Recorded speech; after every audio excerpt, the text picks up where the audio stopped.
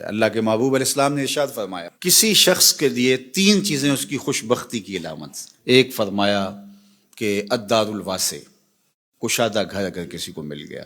دوسرا المرکب الحنی، تیز رفتار سواری. اس زمانے میں گھوڑے ہوتے تھے، آج اچھے ماڈل کی گاڑی آپ کہہ لیں. اور تیسرا فرمایا المرأۃ الصالحہ، نیک عورت.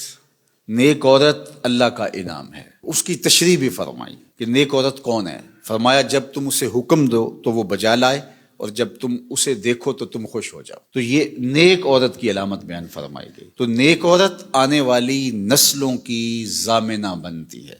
اس لیے اچھی بیوی تلاش کرنا، اور کل وہ بیوی ماں بننے والی ہے اور آپ کی نسلیں اس کی گود میں پلیں گی، اور وہ ضامنہ ہے آپ کی نسلوں کی. اگرچہ یہ درست ہے کہ مرد کے اثرات اولاد کے اوپر مرتب ہوتے ہیں. الولد سر لابیہ، یہ فرمایا گیا کہ جو بیٹا ہوتا ہے یا بیٹی ہوتی ہے وہ باپ کا راز ہوتی ہے. باپ کے اثرات اولاد کے اندر ظہور پذیر ہوتے ہیں، اس میں کوئی شک نہیں، لیکن تربیت کا جوہر خاتون کے ہاتھ میں، ماں کے ہاتھ میں. تو مائیں ہی اولاد کو صالحہ اور پاکیزہ بناتی ہیں.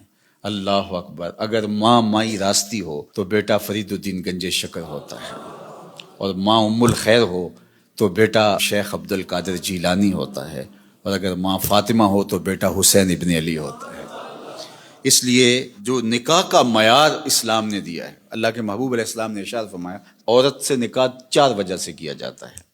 یعنی کوئی بھی کسی سے نکاح کرتا ہے تو اس کے جو دواعی ہیں، جو محرکات ہیں، وہ 4 ہیں. سب سے پہلا فرمایا لمالہا، عمومی طور پہ یہ لوگوں کے رویے ہیں جو حضور نے بیان فرمایا. مال کی وجہ سے لوگ کسی سے نکاح کا رشتہ جوڑتے ہیں. دوسرا فرمایا لحسبہا، کسی کے حسب و نسب کی وجہ سے، خاندانی وجاہت کی وجہ سے رشتہ جوڑا جاتا ہے. تیسری بات فرمائی ولجمالہا، کسی کی خوبصورتی کی وجہ سے رشتہ جوڑا جاتا ہے.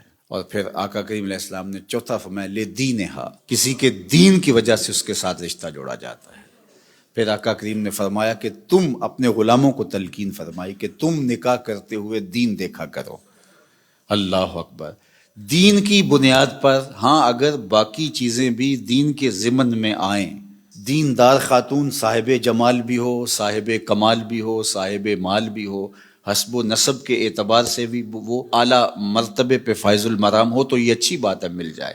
لیکن پہلی چیز جو ہے اس کا دین ہے.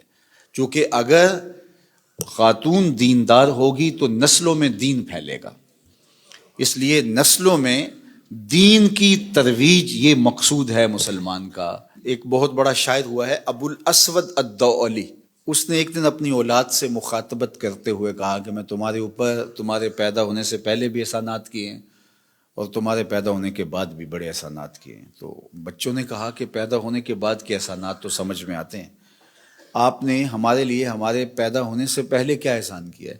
تو ابو الاسود الدؤلی کہنے لگا کہ میں ایک شاعر تھا، اور شاعر کی طبع میں حسن پسندی ہوتی ہے. میں جب اپنی شادی کے مرحلے میں پہنچا اور نکاح کرنے کا میں نے سوچا، تو ظاہر ہے میری ترجیح تو یہی تھی کہ میں کوئی خوبصورت عورت تلاش کروں.